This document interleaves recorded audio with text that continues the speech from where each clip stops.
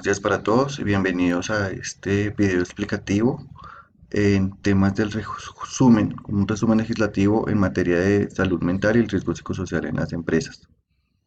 La primera ley que vamos a hablar es de la 1361 del 2009, que fue modificada posteriormente por la 1857 del 2017.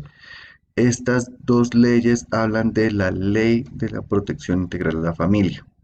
¿Sí? Ya como sabemos, según la Constitución, la familia es una parte activa e importante de la sociedad. Esta ley nos establece cuáles son los principios que nos ayudan a formar como ciudadanos y como partes integrantes de la familia. También nos habla de los derechos y los deberes que tenemos como trabajadores y que tienen las empresas, como por ejemplo derecho a un espacio de esparcimiento para la familia, deberes de la empresa, deberes como brindar algún espacio o realizar algún programa que permita el acompañamiento y el acercamiento entre los trabajadores y sus familias. Habla de la responsabilidad de las empresas, como por ejemplo eh, las TICs, que se determinó que para el Día Nacional de la Familia, que en el caso de Colombia es el 15 de mayo, estas plataformas virtuales deben fomentar el no uso de estas mismas para realizar un acercamiento o brindar, aprovechar ese espacio para que los trabajadores o todas las personas puedan tener un espacio para dedicarlo a sus familias. Y por último, también habla de los mecanismos que se deben crear para que las personas puedan dedicar ese tiempo. Entonces, algunas empresas lo que hacen es que brindan el espacio, otras hacen actividades lúdicas o recreativas para brindar el espacio, otras hacen provecho de las cajas de compensación para que hagan un acompañamiento un acercamiento o algún espacio que les permita tener un tiempo dedicado a la familia. Luego hablaremos de la ley 1010 del 2006, que esta es la ley del acoso laboral. Aquí esta ley nos menciona y nos entrega las definiciones de qué es acoso laboral, carga excesiva de trabajo, la discriminación, la inequidad o el maltrato o la desprotección.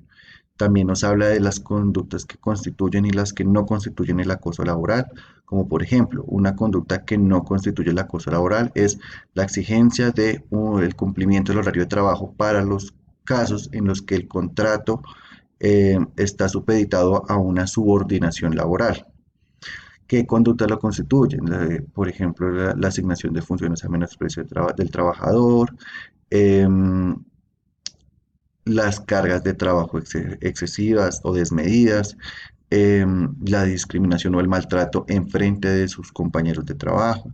¿Sí? Todas estas medidas, cuando se va a hacer o se va a formular una queja, debe ser demostrable y esta situación debe ser repetitiva o reiterada en la empresa. Hay también circunstancias agravantes, así como hay otras condiciones atenuantes, como por ejemplo que el empleador de manera oportuna se dé cuenta y decida reparar el daño causado. Em, Ahí estamos hablando de las medidas correctivas. Medidas preventivas son pues, programas de acompañamiento que puede hacer el área de talento humano para evaluar y verificar cómo está el trabajador respecto a su puesto de trabajo, a sus funciones y a su responsabilidad dentro de la empresa. Esta ley también menciona las sanciones que deben tener, que aplicarían a las empresas en caso de que no cumplan con esta ley, y las garantías retaliatorias, como por ejemplo que el trabajador, una vez formuló la queja, no se le haga una evaluación del desempeño posterior a la queja, pues porque justamente hubo una situación que afectó su rendimiento laboral. O, por ejemplo, que no pueda ser despedido en los próximos 6 meses posterior a la investigación realizada en materia de acoso laboral. También hay unas sanciones económicas en las que puede incurrir el trabajador cuando formula una queja sin ningún tipo de argumento o prueba que lo demuestre. Luego está la ley 1562 del 2012, que es una ley que modifica la 1295 del 94, que habla sobre todas las definiciones, mecanismos y los conceptos de los riesgos laborales. ¿sí? Esta ley habla de las afiliaciones que debemos tener como trabajadores al Sistema General de Riesgos Laborales. También nos habla de los accidentes de trabajo, qué es una enfermedad laboral, cuándo aplica o cuándo corresponde un accidente de trabajo y cuándo corresponde una enfermedad laboral o profesional. Y dependiendo de estos casos, también nos indica quiénes deben ser los responsables de atender esos accidentes de trabajo o enfermedades laborales, que aquí ya es una labor compartida entre las EPS y las ARL. Esta ley también nos habla de unos mecanismos de prevención que debe adoptar la empresa, ¿sí? Entonces, por ejemplo, mecanismos del autocuidado, de evitar actos inseguros, de procurar con un puesto de trabajo que sea acorde a la seguridad del trabajador y a la ergonomía del trabajador. Todo este tipo de mecanismos son prevenciones de riesgos laborales. Y por último, habla también de las garantías que deben tener eh, que deben brindar las EPS y las ARLs en materia de la prestación de los servicios de salud, ¿sí? Y las responsabilidades que debe tener cada uno dependiendo de la situación en la que esté el trabajador. Luego está la ley 1617 del 2013, la cual es la ley de la salud mental. Nos habla en una forma más detallada de los derechos en materia de salud que tienen los empleados, que pues es un derecho que también está dentro de la Constitución. Nos habla de los programas de prevención de los trastornos mentales y todos, digamos que todos los factores eh, que, que incurren en ese trastorno mental de la persona o el estrés incluso, que hoy en día los está afectando a muchos de los trabajadores. Esta ley también nos menciona de las redes integrales de atención, que son, por ejemplo, hoy en día tenemos ARLs, tenemos EPS, tenemos asociaciones y fundaciones que brindan servicios en materia de salud mental. Pueden ser públicos o privados. Lo que dice esta ley es que entre ellos deben establecer una red de apoyo o una red integral de atención o de prestación de los servicios de salud. ¿Para qué? Para garantizar que la persona reciba una atención adecuada y oportuna respecto a su condición.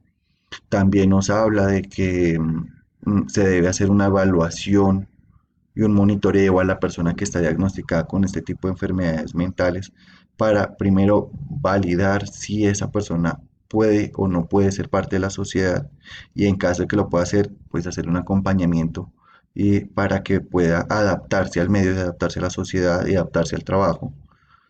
O puede en algunos casos decir, no, esta persona no es apta para la sociedad, debemos retenerla y mantenerla dentro de un centro de reclusión mental o como lo conocemos en otras palabras más coloquiales, un manicomio.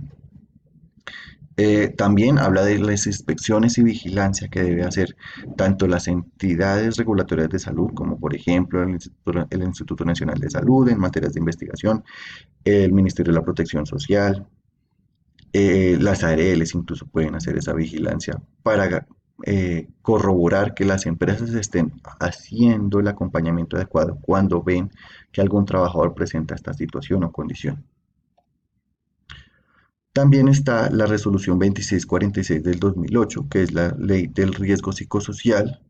Esta ley habla de los mecanismos de prevención, identificación y evaluación del riesgo psicosocial, habla de los factores que causan ese riesgo psicosocial, también nos habla del estrés ocupacional, nos habla de las medidas de intervención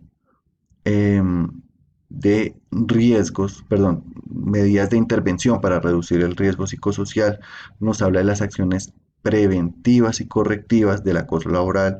Aquí también nos habla de cuáles conductas son intralaborales y cuáles son extralaborales que me están causando o que están originando ese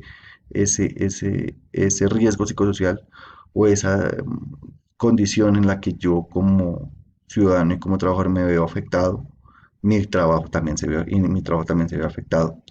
También en sus últimos capítulos habla de la vigilancia epidemiológica y del monitoreo del riesgo psicosocial. Esta vigilancia aplica es para aquellos trabajos que son considerados de alto riesgo o donde hay alguna exposición a riesgo biológico, ¿sí? Como por ejemplo una central nuclear, como por ejemplo los laboratorios que se encargan de investigar y realizar todas las vacunas o indagar sobre las enfermedades que aquejan actualmente a los seres humanos.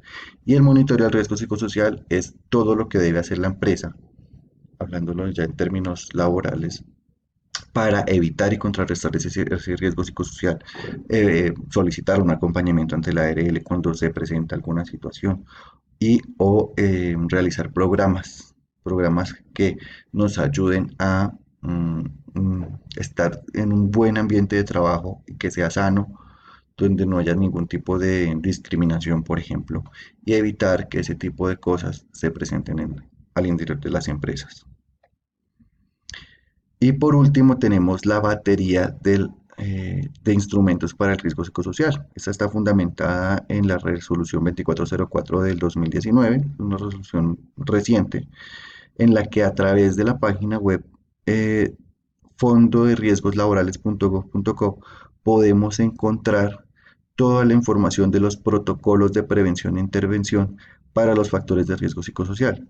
Tengamos en cuenta que estas guías o estos protocolos son diferentes para cada sector, incluso aquí en la página los encontramos discriminados para sector defensa, el sector de la administración pública, sector financiero, ¿sí? Entonces, este tipo de protocolos los deben adoptar todas las empresas, ya sean privadas o públicas, para contrarrestar, controlar y monitorear todo el riesgo psicosocial que está afrontando un ciudadano o una persona. En este podemos encontrar y establecer guías, que son estos los protocolos, podemos encontrar cuestionarios, evaluaciones, debemos tener cómo trabaja como empresa la infografía o la información sociodemográfica de los trabajadores. Todo este entorno nos permite identificar cómo se encuentra el trabajador, ya sea dentro de la empresa, incluso a veces nos podemos identificar cómo se encuentra dentro de su familia. Y en la última parte aparecen las sanciones pecuniarias en las que incurriría una empresa en caso de no adoptar estas medidas. También está la resolución 652 del 2012, modificada también por la ley 1356 del mismo año, que es la ley del Comité de Convivencia Laboral. Esta ley habla de la conformación de las funciones del comité, los roles que debe tener las personas que conformen ese comité. Hoy en día, según la ley, la normativa deben ser dos personas representantes de la empresa y dos personas representantes de los trabajadores.